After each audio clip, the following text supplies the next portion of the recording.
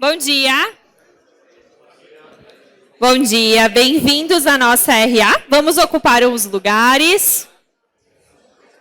Então, sejam muito bem-vindos, senhoras e senhores, por gentileza. Novamente, obrigado pela presença de todos. A edição da nossa RA de hoje é alusiva ao Dia Mundial do Meio Ambiente e faz parte da programação municipal do Meio Ambiente de Caxias do Sul.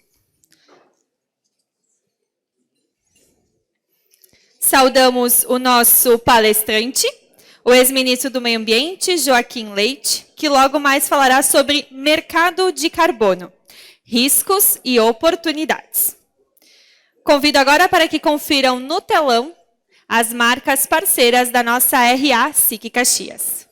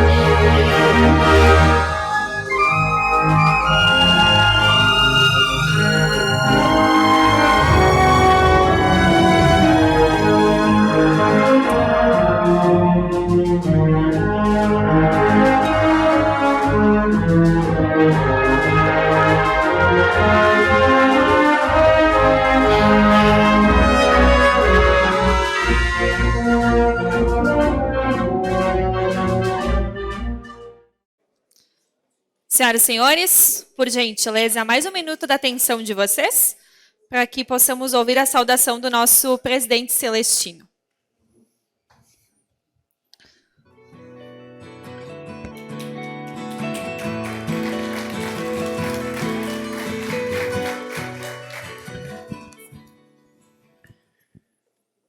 Cumprimento o nosso palestrante da manhã de hoje, o ex-ministro, sempre ministro, né? Joaquim Leite, bem-vindo. Obrigado por escolher estar em Caxias do Sul nessa manhã de hoje. Nosso secretário do Meio Ambiente, João Ues, bem-vindo. Presidente da Câmara de Vereadores, Zé D'Ambros. Nosso comandante do 12º BPM, que nos visita no dia de hoje, bem-vindo. A imprensa, senhoras e senhores. Inicio a minha manifestação de hoje parabenizando a nossa diretoria de jovens empresários, que ontem realizou com um enorme sucesso o almoço de confraternização do já exitoso programa Mini Empresa 2023.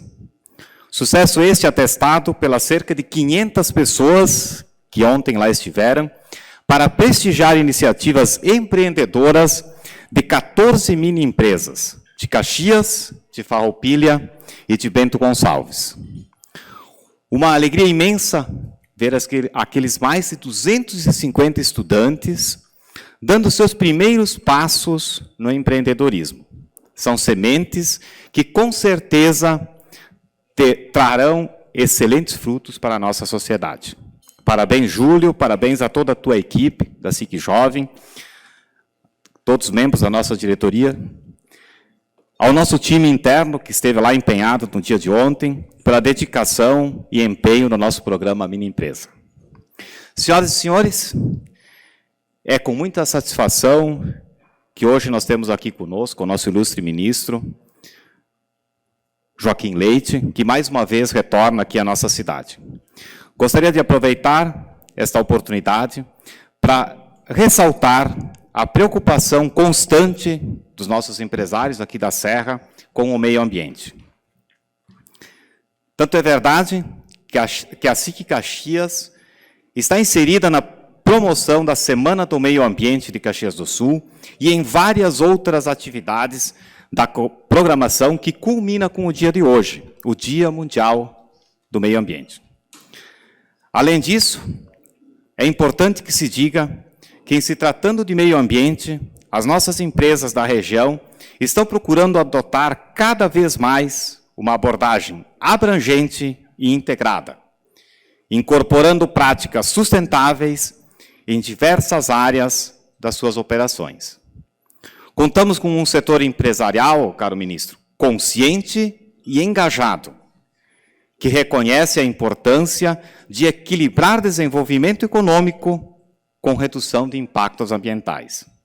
Nossas empresas têm se dedicado incansavelmente a encontrar soluções inovadoras, desde a implementação de práticas de eficiência energética até a utilização de energias renováveis. A pauta ESG e a adoção de tecnologias limpas têm se mostrado uma prioridade para os empresários da região. Os resultados são visíveis. Uma série de iniciativas já refletem toda esta preocupação. Sem dúvida, a gestão sustentável de resíduos é uma das ações que demonstram o cuidado das empresas para com o meio ambiente. A implantação de programas de economia circular, por exemplo, é uma prática inovadora que busca reduzir a quantidade de resíduos gerados e promover o reaproveitamento de materiais. As empresas estão cada vez mais optando por utilizar materiais de menor peso e maior reciclabilidade, visando reduzir o impacto ambiental ao longo de todo o ciclo de vida dos produtos. Esta escolha estratégica contribui para a redução de emissão de gases de efeito estufa, já que os materiais mais leves resultam em menor consumo de energia durante o transporte e, consequentemente, menor emissão de gases poluentes. São ações que refletem o compromisso das nossas empresas em adotar medidas concretas para construir uma economia muito mais sustentável. Podemos citar ainda o uso responsável da água, a conservação da biodiversidade, programas de educação ambiental, tanto para nossos funcionários como para a comunidade, certificações e selos ambientais, que atestam nosso compromisso com a gestão ambiental e a adoção de boas práticas sustentáveis. Percebemos ainda que há forte engajamento do setor produtivo com a comunidade, através de ações de voluntariado, projetos sociais e parcerias com instituições que trabalham em prol da sustentabilidade ambiental. Um exemplo são as inúmeras parcerias com a nossa Secretaria Municipal do Meio Ambiente. No entanto, é importante ressaltar que a questão do meio ambiente deve ser tratada e abordada com pragmatismo, deixando de lado paixões e polarizações.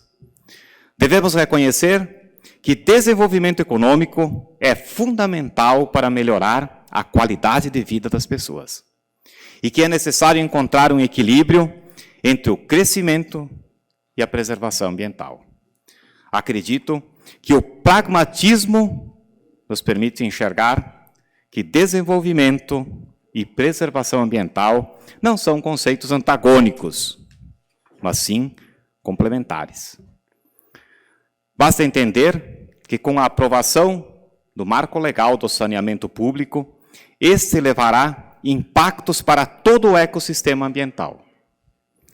Caros amigos, a Serra Gaúcha possui um potencial incrível para se tornar uma grande referência no desenvolvimento econômico sustentável.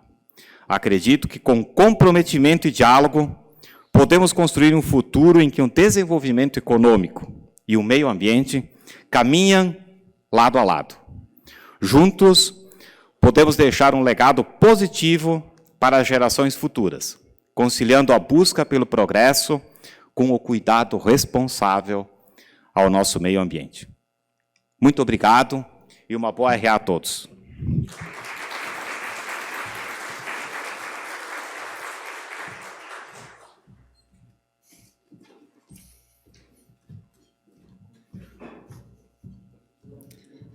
A nossa edição de hoje conta com a participação de 3 associadas à nossa vitrine RA. A primeira é a Inteligência EHS, empresa de consultoria, assessoria e engenharia de segurança do trabalho e meio ambiente. A Inteligência EHS é formada por especialistas que têm como missão oferecer soluções técnicas e de gestão adequadas a cada cliente, visando melhor performance dos seus processos de segurança do trabalho e de meio ambiente, com sustentabilidade do negócio. E vamos ao sorteio.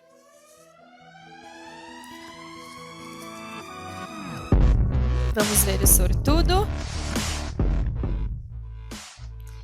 Seu Ademar, da Protesul. Parabéns, seu Ademar. Pode retirar o brinde no espaço da nossa associada. A nossa próxima associada é a Sabado Assessoria em Licitações, especialista em oferecer todos os serviços que uma empresa necessita para participar de licitações públicas. O mercado de licitações tem se mostrado uma grande oportunidade para as empresas que buscam expandir seus negócios para o segmento governamental. Conta com uma equipe em licitações para participar de licitações públicas. Há 7 anos no mercado, já representaram mais de 150 órgãos públicos com seus clientes em todo o Brasil. E tem sorteio? Tem sorteio. Esse sorteio é especial porque eu sei que são doces de Pelotas. São 2 kits de doces de Pelotas.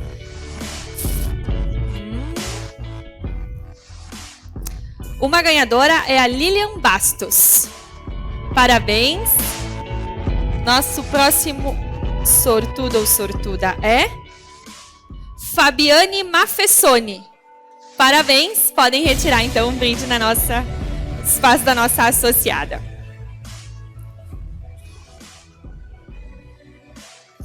E a nossa, senhoras e senhores, mais um minutinho de atenção. Vocês podem, claro, lembrando que toda a RA tem uma edição com as nossas associadas, então tem sempre brinde. Convido para que participem, né, em outras edições do cupomzinho para o sorteio. A nossa última vitrine de hoje é com a de Ferro Aços Especiais. A de Ferro Reciclagem de Metais tem expertise, o produto do negócio certo para você. Há mais de 50 anos, são referência em tratamento de resíduos metálicos com um profundo senso de sustentabilidade. A de Ferro acredita que a natureza deve ser respeitada, existindo muitas oportunidades nos recursos já removidos da mesma, transformando toneladas e toneladas de sucata em aço, tudo como a natureza pede. Então, convido para que conheçam mais sobre as nossas associadas, assim que tem aí um grande leque de oportunidades de produtos e serviços. Então, confiram também outras empresas que são associadas e convênios da nossa entidade lá no nosso site siccaxias.org.br. E vamos a um momento muito especial da nossa RA, que é o lançamento do nosso 14º troféu Ítalo Victor Bersani. Então, confiram no telão o vídeo de indicações desse ano.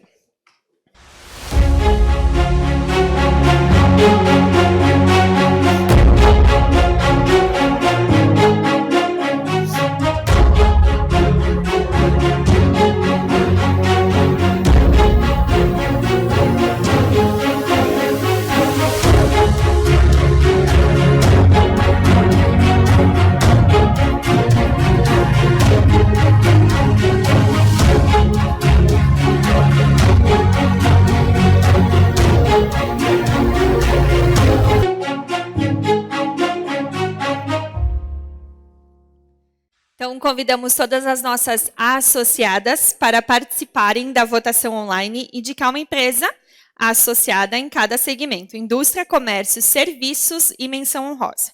As empresas agraciadas serão divulgadas no dia 22 nos canais da SIC. A solenidade de entrega do nosso 14º troféu Ítalo Victor Bersani ocorre em reunião jantar no dia 5 de julho. As indicações já estão abertas em nosso site. Também, no final, a gente coloca de novo o telão para vocês aproximarem o QR e já indicar aí sua empresa em cada segmento. Slide para o momento das perguntas. No final, então, também tem o QR na sua mesa. Então, é só aproximar a câmera e fazer a sua pergunta. Para a nossa palestra de hoje, então, convido o nosso ex-ministro. Por favor, Joaquim, venha ao palco para a sua apresentação. Bem-vindo.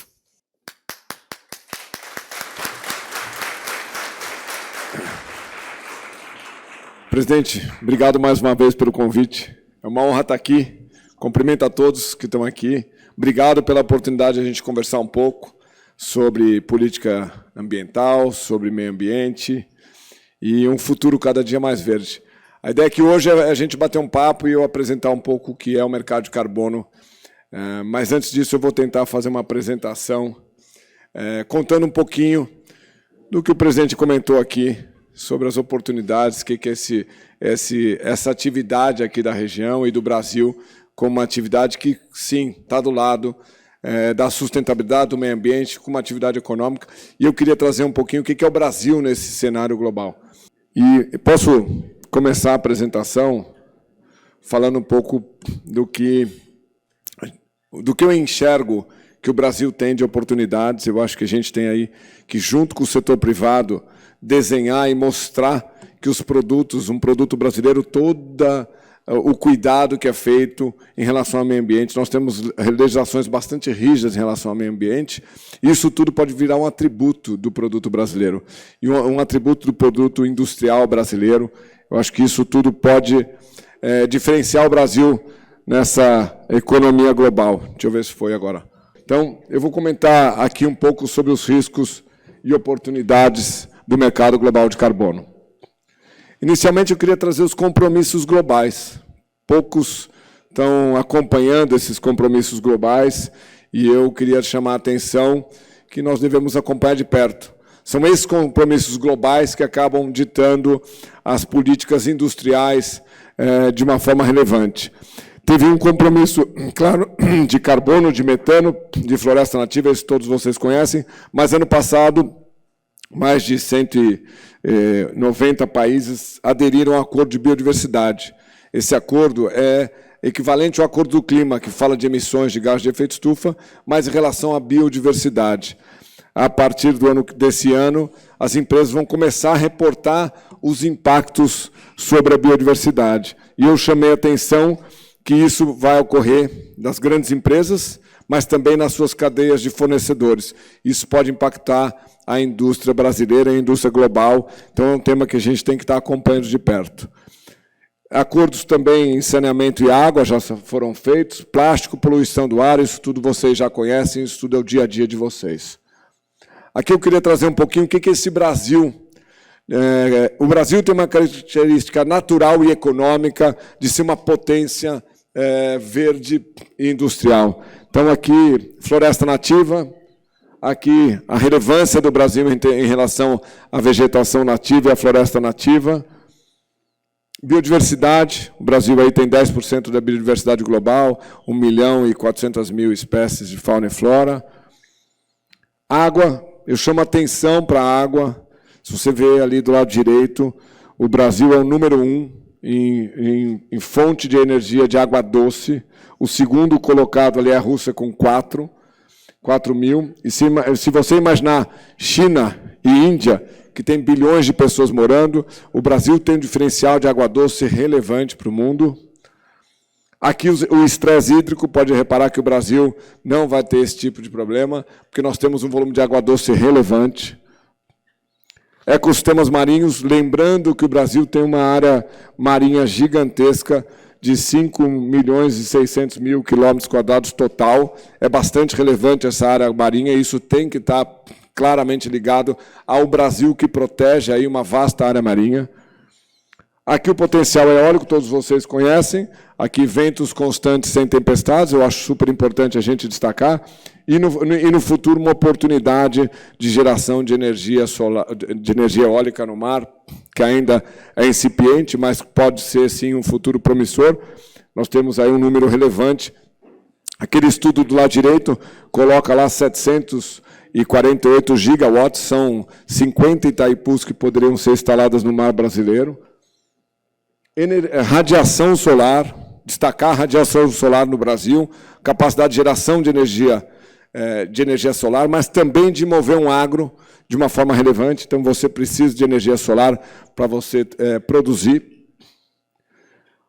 Poluição plástica, nós temos que tomar muito cuidado, esse é um tema bastante comentado aqui, nós reciclarmos cada dia mais, a gente tem que incentivar a reciclagem, essa reciclagem pode ser sim um indicador relevante para mostrar que o Brasil cuida sim da natureza, e ali o marco do saneamento, como bem comentado aqui, é uma grande solução para a gente resolver esse tema. Tá? Aqui saneamento, se vocês perceberem aqui, é um gráfico, é um mapa que mostra o descarte de plástico na natureza.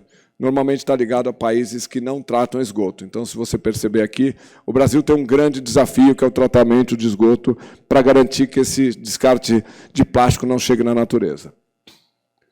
Poluição do ar, aqui também é outro mapa mostrando que o grande desafio de poluição do ar não é no Brasil, sim na Índia e China.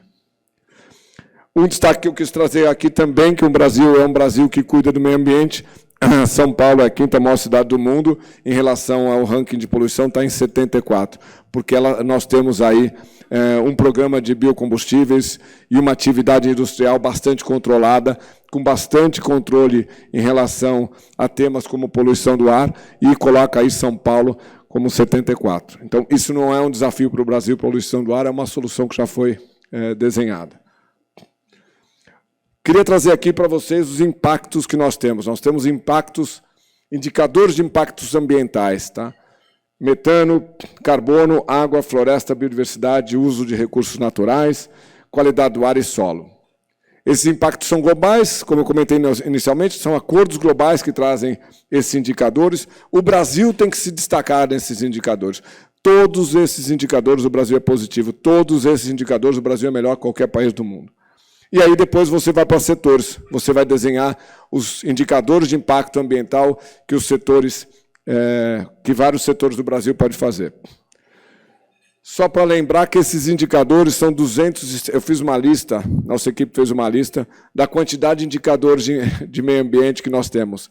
Então, nós já temos uma lei muito rigorosa, nós já temos indicadores e vocês já praticam isso na atividade de vocês, e são diversos indicadores que ficam monitorando a qualidade e o impacto da atividade econômica. Eu queria destacar aqui que o Brasil será a primeira grande economia positiva para o meio ambiente, por características naturais e econômicas. O que eu mostrei aqui é que o Brasil tem características naturais e o Brasil também tem características econômicas para ser o primeiro país positivo em relação ao meio ambiente. E eu queria destacar um ponto importante aqui na apresentação. A teoria ambiental do SIM. Como que nós podemos, junto com o setor privado, trazer uma teoria ambiental que não é a teoria ambiental simplesmente do passivo, do risco, da multa, de proibir, de dizer não, de decrescer. Pelo contrário, nós temos que sair de um ambientalista simplório para um ambientalismo, para uma nova economia verde. Eu acho que é muito importante a gente trazer conceitos da economia ambiental, conceitos novos, onde crédito de carbono pode ser positivo, onde a pegada de carbono pode ser um ativo que diferencia um produto, onde você vai ter um executivo numa empresa C-level, um executivo verde que entende de meio ambiente, não trazendo apenas no formato do passivo. Pelo contrário, ele vai entrar numa empresa e entender o que ele pode fazer naquela empresa para ser mais positivo, mais positivo, trazer ativos e diferenciais ambientais para aquele produto. Então, quando você está numa indústria, você precisa de um diretor, de um executivo que olhe para a indústria como um todo, não simplesmente olhar para o tema do passivo, ficar monitorando o passivo. Nós temos que trazer o meio ambiente como um tema positivo para essa nova economia verde. Aqui eu vou falar um pouquinho do mercado de carbono, que era o objetivo aqui da apresentação. Eu fiz uma introdução só para lembrar. O Brasil é, sim, uma potência ambiental, é uma potência por características naturais e econômicas, e o setor privado tem muito a aproveitar disso. Nós só temos que trabalhar na direção correta, de como deixar claro todas essas informações, todos esses indicadores, e mostrar que os indicadores de impacto do Brasil são muito melhores que qualquer país do mundo. Aqui o histórico de como foi criado, aí, como que chegou a definição, a criação desse mercado de carbono. Então, a primeira conferência de meio ambiente começou em Estocolmo, depois veio a Rio 92, Kyoto, no Japão, Paris, em 2015, e eu tive a honra de ser o chefe da delegação brasileira em Glasgow, quando foi criado o mercado global de carbono. O mercado global de carbono foi criado e nós ajudamos a criação desse mercado, porque isso será positivo para o Brasil. O Brasil será um dos grandes exportadores de carbono para o mundo, uma vez que nós emitimos 2,9% das emissões globais, nós podemos ajudar o mundo a compensar suas emissões via crédito de carbono dos 97% que são emitidos fora do Brasil, especialmente em regiões muito industriais, e que a redução de uma emissão é bastante cara. Então, foi daí que surgiu, e eu coloquei um link ali embaixo. Política Nacional de Mudança do Clima, que está ligada às emissões, 2009, e nós criamos um decreto em 2022, criando o mercado, a estrutura de um mercado regulado para o Brasil poder aproveitar as oportunidades desse crédito de carbono e da pegada de carbono, que também é outro tema bastante importante. Aqui o Brasil, se alguém tiver interesse depois, eu vou deixar na apresentação, como que a gente estruturou o crédito de carbono de floresta nativa no Brasil. São várias etapas que nós fizemos lá desde 2019 para criar esse mercado de carbono de floresta nativa. Aqui é um conceito, né? Qual é o conceito que eu trouxe aqui de mercado de carbono? A preocupação mundial da sociedade mundial com o clima, empresários e investidores, consumidores, têm exigido cada dia mais medidas para reduzir as emissões de gás de efeito estufa, também representado por carbono equivalente. Atualmente, alguns negócios não têm meios de reduzir as suas emissões na velocidade desejada, seja por inviabilidade econômica, custa muito caro, é inviável economicamente fazê-lo, ou a impossibilidade física, não existe tecnologia. Eu não conseguiria chegar até aqui se não fosse de avião. Ainda não existe tecnologia disruptiva para resolver as emissões, por exemplo, do transporte aéreo. Então, é nesse momento que a gente fala de compensar emissões. E assim surge o mercado de carbono. Então, quando as empresas e alguns setores não têm capacidade de reduzir as suas emissões, ela pode compensar parte dessas emissões para viabilizar projetos. Outro ponto importante são as consequências negativas se você acelerar demais essa redução de emissões. Isso pode gerar uma falta, uma escassez de energia, e isso pode gerar uma inflação verde. Eu tomo muito cuidado que, quando a gente fala de reduzir as emissões, dependendo da velocidade que isso ocorrer, isso pode gerar uma inflação verde no mundo todo. E aí encarecer produtos, a indústria química fala em aumentar 40%, 50% o custo dos materiais da indústria química, se você tiver que reduzir 100% das emissões numa velocidade muito rápida.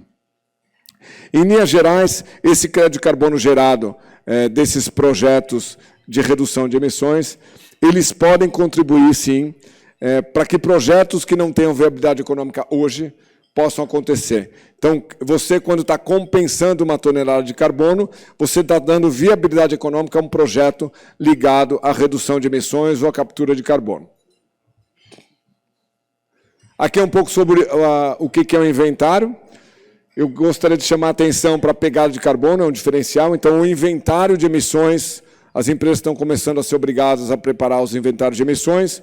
O escopo 1, 2 e 3. O escopo 1 está ligado à atividade interna, às suas próprias atividades. O escopo 2 está ligado à atividade, à energia de fontes indiretas. Então, quando eu compro energia, que tipo de energia, que essa energia está gerando lá na outra ponta.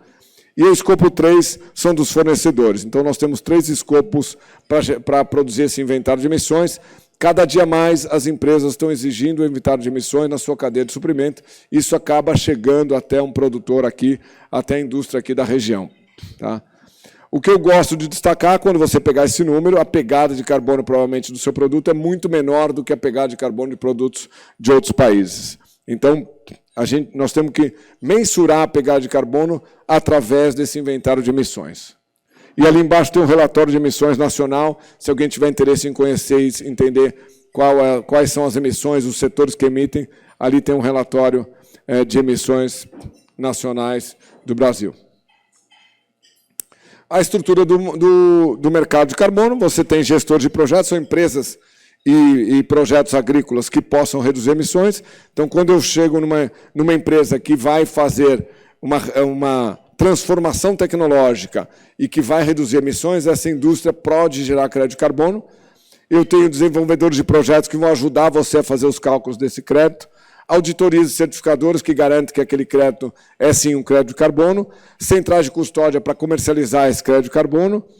Claro que as instituições financeiras vão incentivar e acelerar esse processo a acontecer, e os compradores de carbono, normalmente, eu sempre olho para o mercado externo, uma vez que você tem muita demanda global para crédito de carbono, e a gente tem que olhar um pouco o que seria esse comprador, quem seria essa indústria na Europa, uma siderurgia, metal mecânica lá fora, que precisa reduzir suas emissões e pode compensar com crédito de carbono de indústria brasileira que já fez a sua redução de emissões.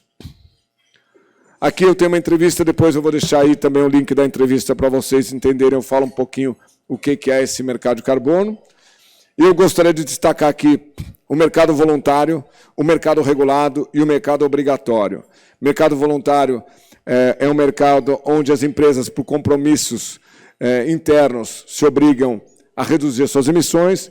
O mercado regulado é um mercado que tem regras, que você tem regras em relação a metodologias, você tem regras em relação à mensurabilidade, adicionalidade, mas não é obrigatório, você cria no seu setor um planejamento de redução de emissões, normalmente até 2050, que são as metas da ONU, e dentro desse planejamento você vai atuando para reduzir suas emissões até lá. O mercado obrigatório é um mercado mandatório, onde o governo define uma regra de reduções obrigatórias. E aí você tem o risco de uma agência reguladora e fiscalizadora de emissões. E aí o governo está impondo a você uma regra para você reduzir algo e talvez o governo não tenha capacidade de entender setor por setor, empresa por empresa, e o que isso pode a consequência de uma agência fiscalizadora e regulamentadora de gás de efeito estufa. E isso pode provocar, sim, custo Brasil em cima das indústrias. Isso eu chamo bastante atenção, que a gente tem que tomar todo um cuidado, que o mercado de carbono pode ser positivo, como pode ser negativo se for mal utilizado. O mercado de carbono ele surgiu lá, como eu mostrei em Kyoto, lá atrás, só que ele virou realidade em 2021. Isso aqui são os setores, as empresas que começaram a aderir a esses compromissos do clima. Compromissos do clima são ligados a emissões de gás de efeito estufa. Isso, vejam o salto que aconteceu em 2020, 2021 e 2022, o volume de empresas que aderiram aos seus compromissos. E aí esses compromissos significam que você tem que fazer inventário de emissões, você tem que ter metas para redução de emissões. Então, o setor privado realmente aderiu a esse tema de uma forma relevante e nós temos que atuar nele, trazendo benefícios para as indústrias brasileiras. Ali vocês viram a quantidade de empresas que aderiram. Aqui a quantidade, eu trouxe esse gráfico só para lembrar o volume de lucro das empresas maiores emissoras do mundo. Então, se você ver aqui as 20 maiores empresas emissoras, provavelmente elas estão do lado direito ali, com o maior lucro do ano passado. Então, ainda tem muito a se fazer. Tem um desafio a gente fazer com que aquele compromisso climático vire algo economicamente viável, porque os maiores emissores hoje são os maiores lucros que apareceram no ano passado. Riscos que eu traria aqui desse mercado e desse protecionismo que pode acontecer. Eu chamo a atenção para um protecionismo climático. Se usar clima, para desajustar o comércio internacional. Então, você tem um ajuste de fronteiras feito pela União Europeia, que vai afetar a indústria, o aço, o cimento, o alumínio, que ele vai mensurar a pegada de carbono do produto quando chega na Europa, e isso pode afetar a produção brasileira. Desmatamento está ligado à soja, à palma, que eles estão tentando também monitorar. E o que é o maior risco que nós corremos é um desajuste de rotas comerciais. Uma vez que a Europa bloqueia a entrada de um produto chinês porque uma pegada de carbono é muito ruim, o Brasil pode achar que vai aproveitar desse mercado porque tem uma pegada de carbono menor. Mas o produto chinês vai parar no Brasil e vai haver um desajuste de rotas comerciais. Isso o Brasil tem que estar atento, vocês do setor privado têm que estar atentos, porque quando fecha a porta do lado de lá, o produto que é para lá pode ser desviado para cá, isso pode ser um desajuste numa rota comercial. Litigância climática, eu acho que é outro tema bastante importante para tomar atenção. A Shell está sendo processada por emissões de gases de efeito estufa, a ExxonMobil e a Oxim de cimentos também estão sendo processados. Qual é o grande desafio aqui? Os diretores da Shell estão sendo processados na física porque não têm metas ambiciosas de redução de emissão. No caso da cimenteira suíça, eu acho que é um grupo de pescadores da Ásia que dizem que vão ser afetados pelo aquecimento global, que vai subir o nível do mar, então estão processando eles na Suíça. Então, litigância climática, acho que o setor tem que estar atento, porque isso pode virar uma realidade e a gente não tem certeza do que sai dessas decisões jurídicas. Isso pode ser um problema para alguns setores. E eu acho que hoje, você começar a atuar de uma forma inteligente no tema vai evitar claramente que tenha algum tipo de litigância climática em cima de alguns setores. Outro detalhe importante, subsídios verdes. O governo americano lançou um programa de redução de inflação e jogou subsídios verdes bastante relevantes. Ele tem 27 bilhões de dólares dados, sem contrapartida, sem nenhum retorno, não reembolsáveis para setores ligados a verdes. E isso pode influenciar na produção industrial e afetar a produção industrial, uma vez que você tem um incentivo gigantesco para produzir nos Estados Unidos. A Europa vai no mesmo caminho, também tem que acompanhar esse tema, porque o incentivo verde é um subsídio econômico que você utiliza o verde como tema, e aí você pode acelerar também algum tipo de desajuste comercial.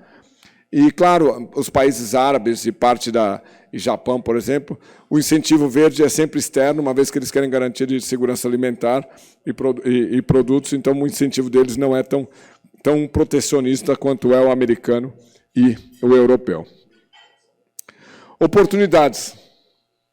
O conceito de uma nova economia verde, uma nova economia ambiental, onde a gente traz os diferenciais dos nossos produtos e os ativos que esse produto traz. O executivo verde, a teoria ambiental do sim, a teoria ambiental do crescimento verde. Diferente do degrowth, que é decrescer, a gente tem que crescer trazendo esse componente verde para nós. Subsídios verdes e Green Deal. Do mesmo jeito que ele é um risco, ele pode ser uma oportunidade. Entender que produto você pode colocar, como você diferencia, quais são as regras desses acordos e desses movimentos da Europa, dos Estados Unidos, do Oriente Médio e da Ásia, para saber como encaixa nessa agenda verde de produtos brasileiros. E, claro, o crédito de carbono. A gente tem que entender que carbono pode ser um grande diferencial dos produtos brasileiros, tanto na geração de crédito quanto na pegada de carbono. Aqui eu trouxe um indicador importante, que é a intensidade de carbono. Acabou de sair esse relatório. Se você olhar o Brasil está lá com intensidade de 102. Tá? Quando você pega a média mundial, é 434, a OCDE é 338. O Brasil tem um mega diferencial, a intensidade de carbono. Por que isso? Por características naturais e econômicas e por ter uma matriz muito limpa, uma matriz elétrica 84% limpa. Então, a nossa intensidade de carbono, quando o tema é clima, quando o tema é emissões de gás de efeito estufa, o Brasil é um dos melhores lugares do mundo para se produzir.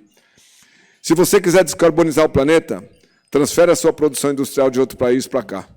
Assim você ajuda a descarbonizar o planeta. E esse indicador é bastante claro aqui. como o setor privado usa esse indicador para diferenciar o seu produto em qualquer mercado onde você vai exportar ou captar recursos para produzir aqui mesmo. E, por último, o setor privado, presidente, tem que criar uma inteligência ambiental, econômica e comercial. Usar esse atributo ambiental que o Brasil tem através de fatos e dados, transformando isso em comunicação. Eu trouxe exemplo aqui de um hambúrguer, o impacto do que o hambúrguer tem em relação à água, a carbono e à terra. Se esse hambúrguer for produzido 100% no Brasil, com certeza será um diferencial gigantesco esse produto. Então, a gente tem que criar, junto com o setor privado, uma inteligência ambiental e econômica para diferenciar o produto e trazer fatos e dados de uma forma que a gente consiga comunicar de uma forma simples. Eu acho que esse é um desafio. Pouca gente entende de carbono, pouca gente entende desse tema, mas o setor privado pode estar na frente, pode andar na frente desse tema e trazer esses indicadores para atrelar a atividade econômica brasileira. Então, esse é um exemplo aí que eu trouxe, que a gente tem que se comunicar bem. E, por último, eu trouxe alguns dos materiais do meu trabalho à frente do Ministério. Obrigado a todos.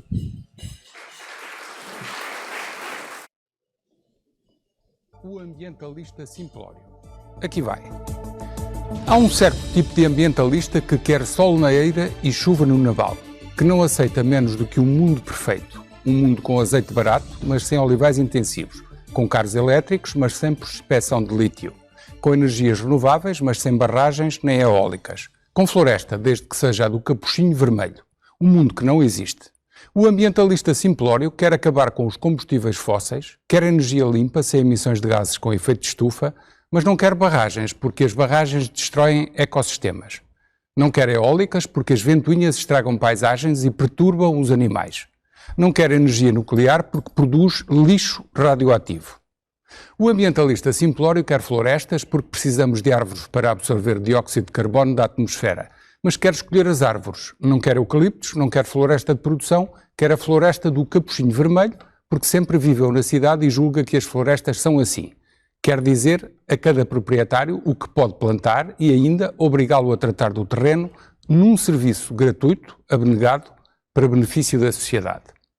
O ambientalista simplório grita "ouçam os cientistas" quando os cientistas lhe dizem o que ele próprio quer ouvir.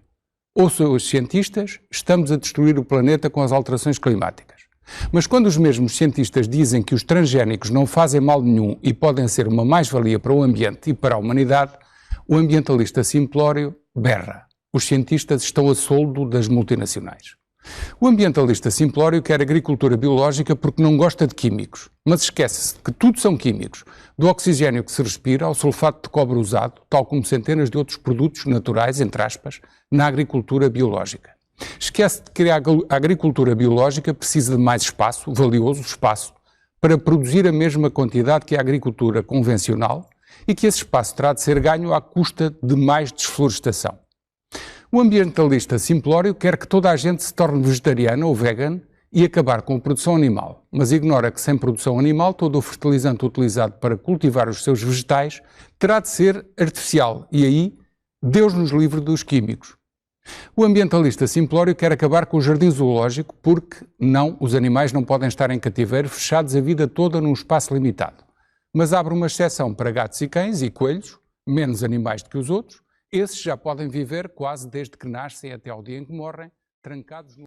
A ideia aqui é trazer esse vídeo um pouco para lembrar e trazer um pouco esse tema, que eu acho que nós temos que ser racionais no tema ambiental. A gente estava conversando um pouco antes da irracionalidade, da utopia em relação ao tema ambiental, e nós temos que ser racionais.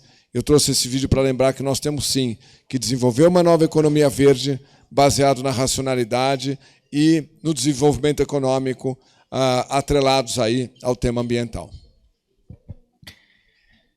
Ministro, é bom ouvir, e como nós falamos na nossa reunião anterior, ouvir essa racionalidade que o senhor traz sobre esse tema ambiental, afastado um pouco das paixões que ele desperta, das narrativas que se criam em torno, e essa sua manifestação é muito pragmática, nos trazendo aí algumas oportunidades, entendendo o gigantismo que o Brasil tem, o protagonismo que pode ter nesse assunto ambiental. Eu tenho já aqui uma primeira pergunta da Graziele Bendel. Qual a sua opinião em relação ao governo atual? Eu estou de quarentena até agosto, então eu vou deixar minha opinião para depois de agosto. No comprometimento com ações que mitiguem a exploração ilegal de minérios em território nacional. É como eu falei... Dentro do possível. Dentro do possível. De novo, temos que ser racionais. Eu acho que a atividade de mineração, se você pegar a mineração que acontece em algumas regiões, ela protege mais de 95% do território. Em algumas regiões, em alguns projetos, chega a proteger 97% do território. E o Brasil tem que optar por uma racionalidade na extração daquilo que são os minérios que o Brasil tem e trazer de uma forma racional, onde você tem rígidas leis ambientais que possam garantir a preservação de 97% da vegetação nativa. Se fizer uma mineração, existem já minerações hoje no próprio Brasil de lítio, onde você tem uma mineração bastante sustentável, onde você tem uma mineração verde moderna, que já não utiliza mais água, mineração a seco, tem várias tecnologias, e o Brasil tem que aproveitar dessas tecnologias para aproveitar dos recursos naturais que ele tem, para se desenvolver, mas ao mesmo tempo proteger bastante floresta nativa, e são esses recursos que podem ajudar a proteção de floresta nativa. Muito bem. Temos inscrito, então, Orlando Marim, nosso presidente do Simplas, para uma pergunta ao microfone. Orlando, está lá o Orlando. Bom dia, Orlando. Bom dia, meu caro presidente, queridas senhoras, senhores, nosso palestrante. Estou e sou do setor plástico, e este setor, dentro do mundo que vivemos aí, é o que tem sido mais... É o que tem sido mais assim, mencionado no sentido da poluição. E realmente aquilo que nos foi mostrado aí em termos de oceano, em termos de rios, é uma coisa que envergonha não a mim só, mas a todos, porque nós, seres humanos, deixamos acontecer isso. Há 12, 13, 14 anos foi criado no Brasil, instituído por lei, o Programa Nacional de Resíduos Sólidos, que, em uma parte muito pequena, tá, ele fez o seu efeito dentro de uma indústria, dentro de um comércio, tá, mas esse conjunto de normas, ele peca quando se fala no eu, ser humano, eu, indivíduo. No caso, não tenho necessidade e nem obrigação de fazer nada pessoalmente. Então, eu moro num condomínio, eu jogo o meu material, o meu resíduo, aonde eu quero, mesmo que tenha uma classificação, não utilizo, não faço, não tenho lei que me obriga a ser um cidadão ambiental. E o Programa Nacional de Resíduos Sólidos não contempla isso. E se insiste muito nisso, onde 85% da poluição hoje das cidades, ela vem da sociedade, não vem mais da indústria, não vem do comércio. Os aterros, os lixões, tudo isso é proporcionado por eu, morador, eu, membro da sociedade. A colocação que eu faço aqui é quando nós vamos ter políticas municipais que obriguem o cidadão, obriguem o ser humano a separar em casa o seu resíduo, que faça com que ele vá direto a uma utilização própria, correta, para reciclagem. Aí nós não vamos mais ter aqueles experts dizendo, não, a tal matéria-prima polui, o tal processo não serve, o tal produto não é condizente. E sim, eu, ser humano, tenho que mudar. E isto eu não estou vendo em nenhuma apresentação, e olha, caro Louro, que a gente está fazendo um monte de coisas, principalmente esta semana que passou, esta aqui. Nós não estamos vendo o cidadão, aquela pessoa de bem, fazer a sua parte ou ser obrigada através da legislação e de punição. Já nos disseram, não, é difícil, como é que vamos controlar? Tantas coisas começaram difíceis e hoje estão dentro de uma conformidade. Então, gostaria de ver a tua opinião, meu caro Leite. Muito obrigado. Obrigado pela pergunta. O que nós fizemos aqui em Venâncio Aires foi a instalação de um biodigestor numa escola. Nós criamos um programa chamado Escolas Mais Verdes. É através da educação ambiental nas escolas que nós vamos fazer essa transformação. Começando com a separação do lixo sólido do orgânico. Você começa o processo de separação do sólido orgânico e aí sim nasce a cadeia de reciclável da economia circular. E é através das escolas que nós entendemos que será um grande caminho, onde você instala um biodigestor. Eu visitei aqui Venâncio Aires, instalação de um biodigestor, as crianças começam a entender que o resíduo orgânico tem um lugar, que o resíduo sólido tem outro, e ali só essa separação já começa a incentivar a reciclagem. O Brasil bateu o recorde de reciclagem de embalagem de alumínio, 100% das embalagens recicladas no passado.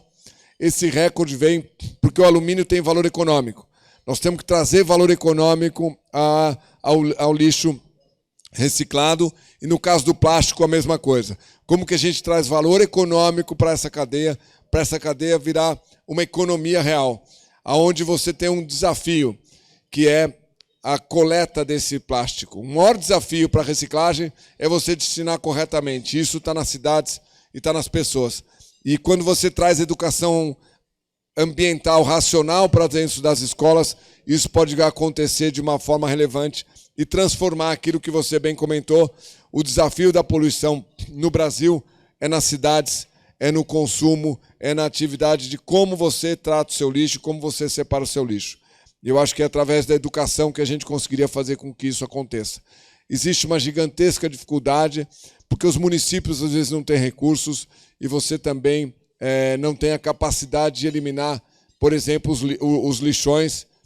Nós conseguimos eliminar lixões durante os últimos 4 anos, acho que foram 1.800 lixões eliminados, mas ainda faltam 2.500 lixões a serem eliminados. Esse sim é um desafio que o Brasil ainda tem, que está ligado aí a tratamento de lixo nas cidades. Lixões que, diga-se de passagem, né, ministro, nós gastamos milhões para enterrar milhões, né?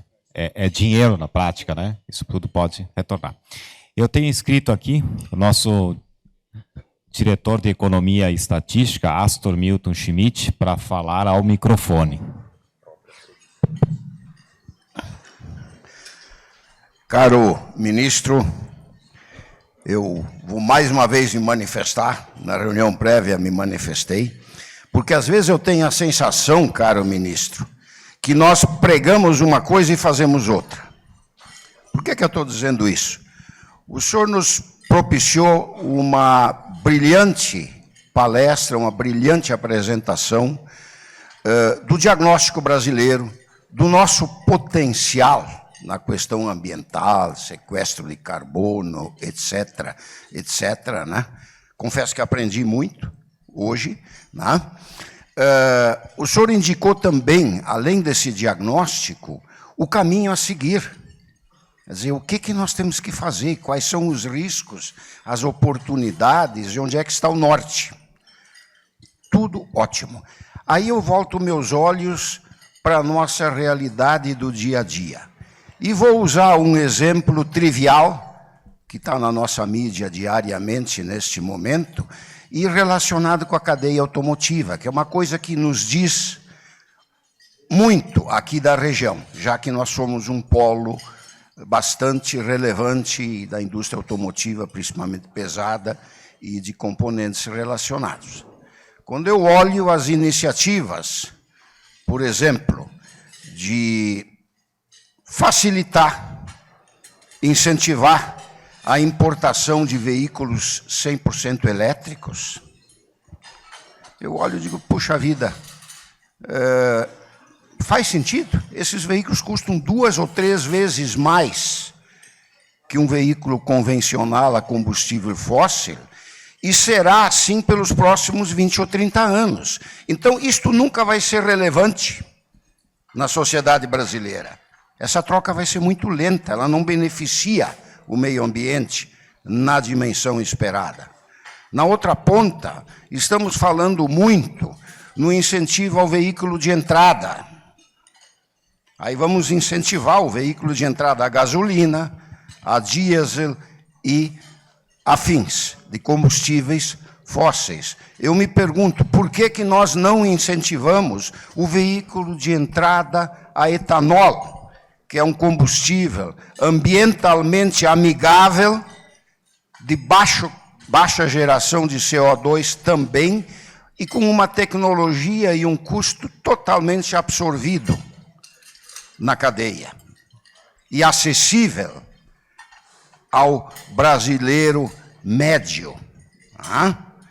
Aí eu olho a política de combustíveis, eu não consigo enxergar absolutamente nada que incentive, de novo, esse combustível renovável que é o etanol, seja ele de cana-de-açúcar, de milho ou o que for. Então, caro ministro, me parece que, de novo, temos o diagnóstico, sabemos o nosso potencial, sabemos o caminho a seguir, mas as iniciativas me passam a impressão que vão na contramão. Que tipo de realidade nós estamos vivendo? Estou equivocado? Obrigado. Obrigado pela pergunta. Eu vou trazer mais um ponto à sua fala.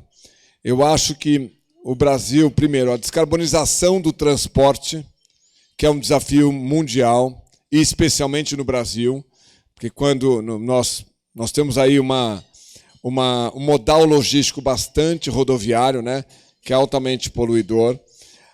Nós temos no Brasil um outro desafio, que não é o veículo elétrico, o novo veículo elétrico, mas sim a renovação de frota brasileira.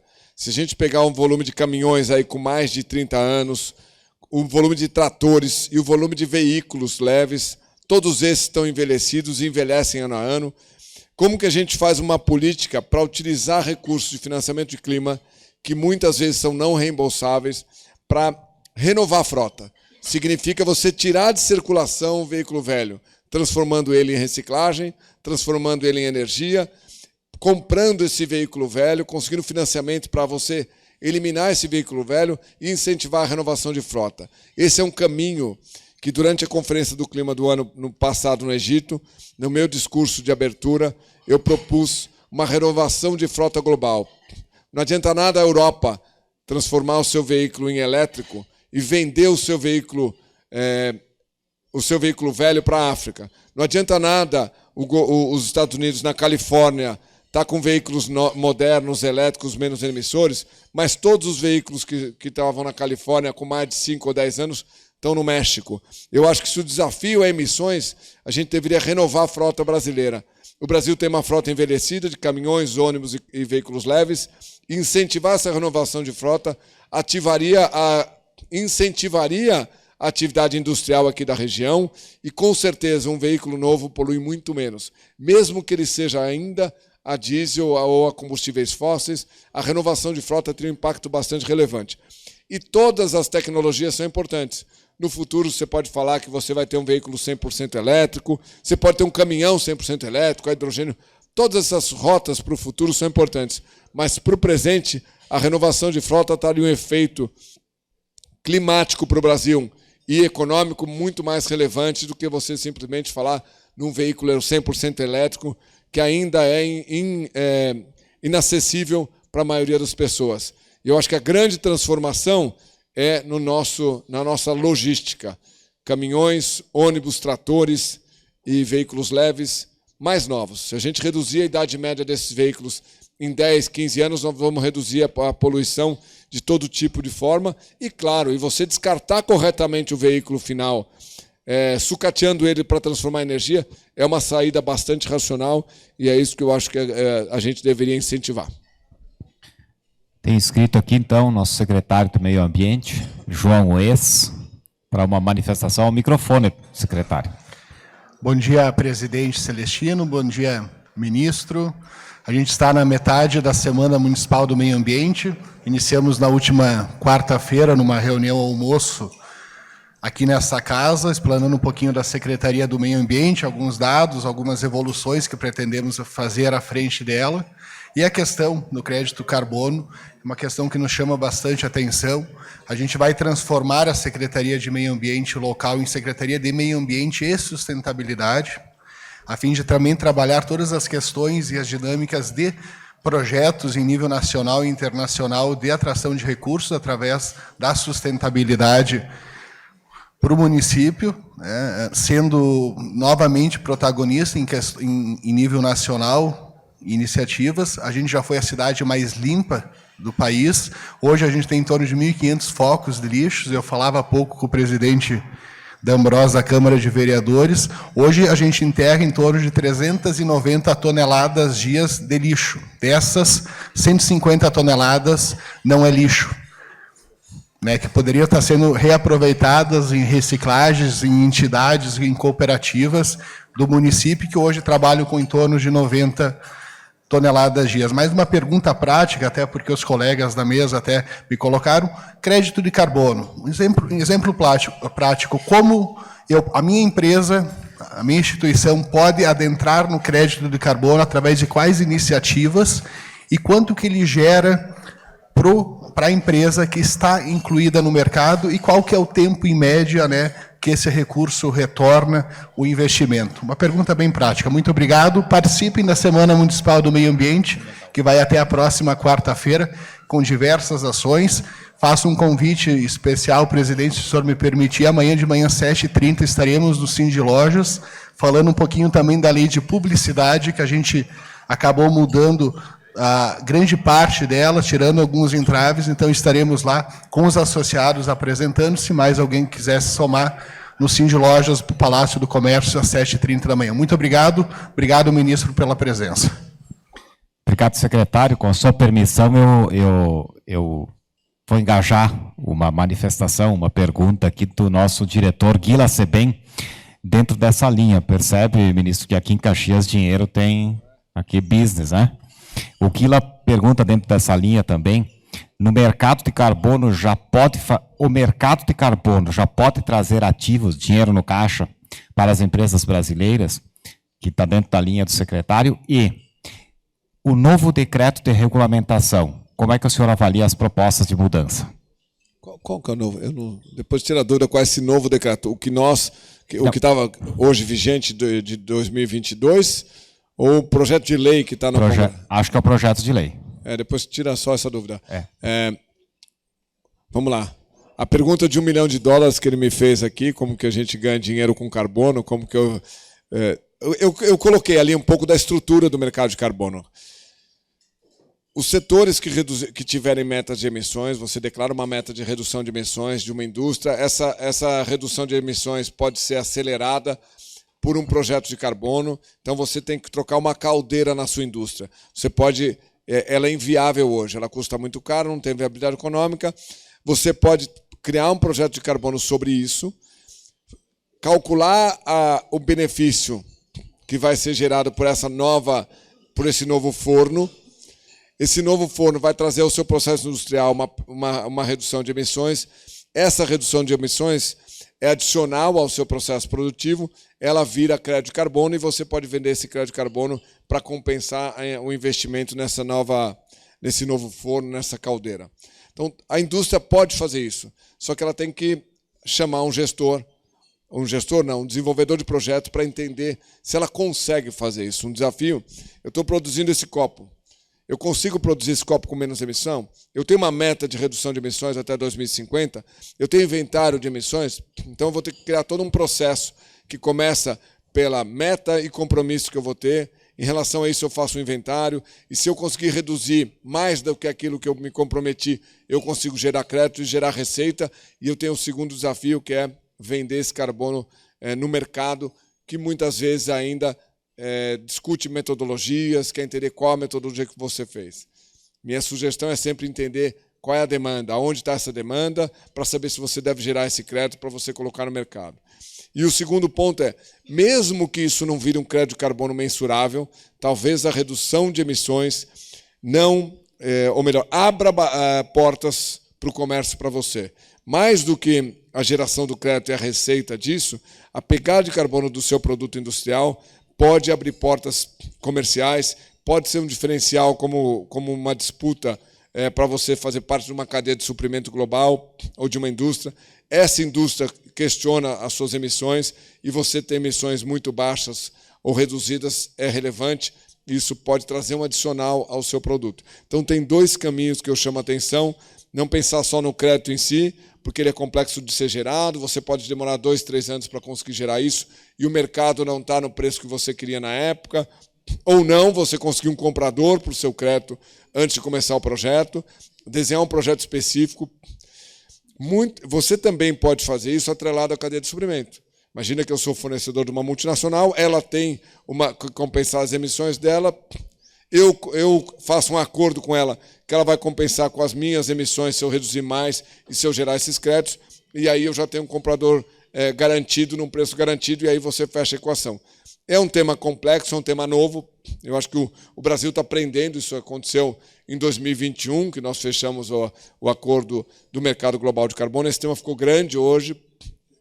Como eu mostrei ali, aqueles compromissos de 18 mil empresas se comprometendo com metas climáticas, significa que você tem esse mercado acontecendo, mas a pegada de carbono também é relevante. Eu acho que são os dois caminhos, eu faria os dois. Tem várias formas de fazer isso, não é, vou dizer que não é simples, mas eu acho que é uma oportunidade para o Brasil. Cassandra Tomé, o senhor concorda com a IEA ao considerar a eficiência energética como o primeiro combustível para o sistema energético global sustentável? E esclarecendo a pergunta anterior, sim, se trata da proposta de alteração que está no Congresso, da legislação. Tá. Em relação ao decreto, a gente fez um decreto bastante moderno e inovador. Nós fizemos várias coisas no decreto que cria o mercado regulado brasileiro. Você pode regular e focar ele na exportação de créditos, alinhar acordos bilaterais para você fornecer créditos para, como eu já comentei, para a Suíça, para o Japão, para alguns países, e assim você fazer desse tema carbono uma commodity brasileira para você exportar. Em relação ao PL, tem que tomar atenção para que essas regras não sejam muito rígidas e que elas não imponham metas utópicas, não realistas, e isso se transforme num custo Brasil. Isso pode se transformar num custo Brasil se mal utilizado. Eu acho que o mercado de carbono é uma oportunidade, a pegada de carbono pela intensidade de carbono global que eu mostrei para vocês é um diferencial para o Brasil, mas se o Brasil quiser salvar o planeta de uma forma errada, ele pode prejudicar a atividade econômica aqui, porque nós já temos uma intensidade muito baixa. O Brasil não tem a necessidade de forçar uma redução de emissões das atividades brasileiras, porque muitas delas vêm da energia renovável e energia elétrica, que o Brasil já é um exemplo para o mundo. Então, eu acho que esse é um tema que a gente tem que aproveitar e olhar um pouquinho para o decreto e fazer um projeto de lei que vá na mesma linha, que aproveite a oportunidade de exportação de crédito para gerar receita a projetos que não ficariam de pé hoje através de crédito de carbono, e não virar custo para a indústria que vai ter que ser obrigada a comprar esses créditos no mercado obrigatório e mandatório. Não respondi uma das que você fez, né? O segundo questionamento é: o senhor concorda com o IEA ao considerar a eficiência energética como o primeiro combustível de um sistema energético global sustentável? Deixa eu ver se eu entendi a pergunta. Uma coisa é a eficiência energética. Nós temos a produção de energia, né, a geração de energia, que o Brasil é um exemplo para o mundo.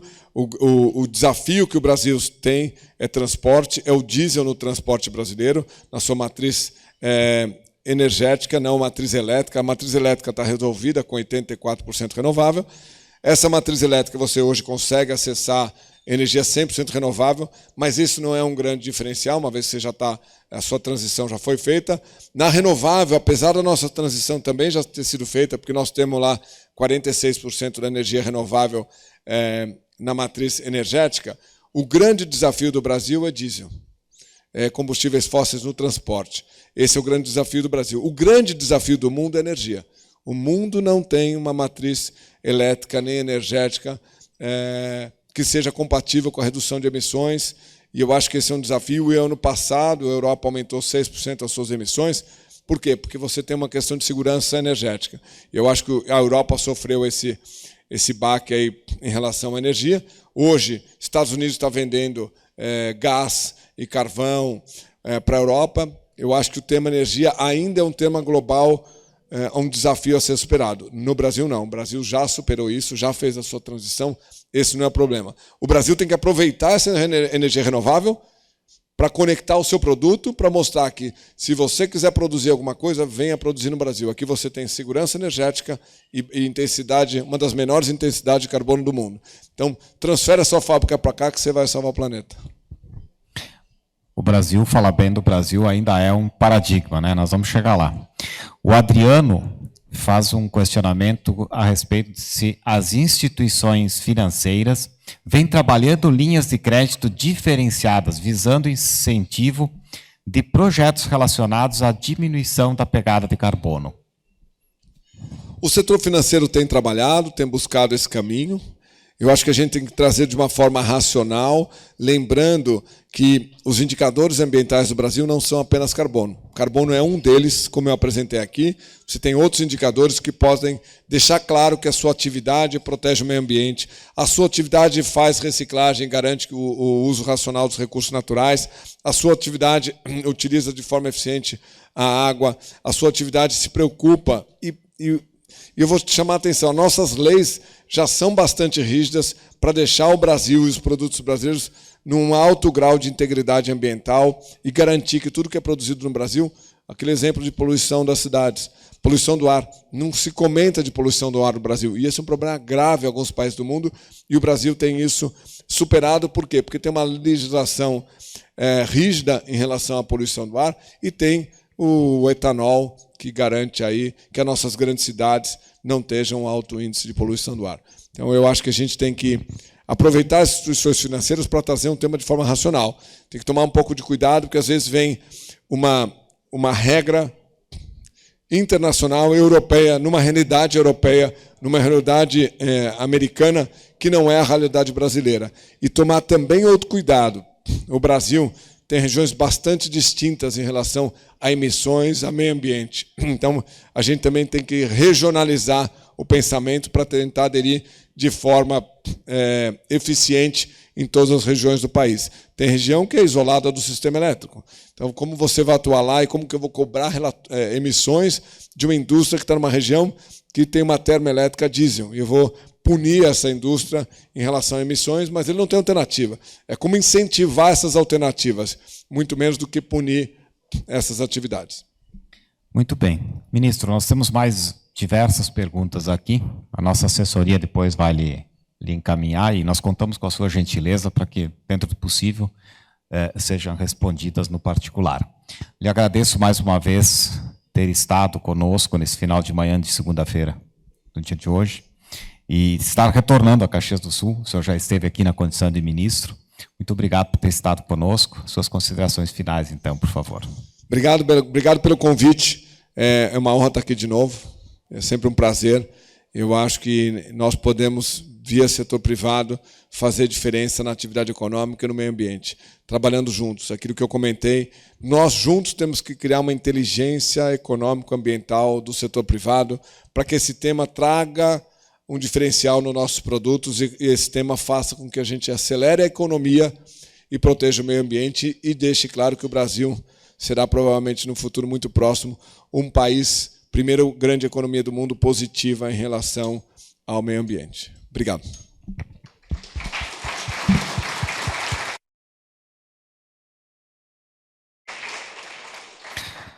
Muito obrigado a cada um e a cada uma das senhoras e dos senhores. Muito obrigado, uma boa e produtiva semana a todos.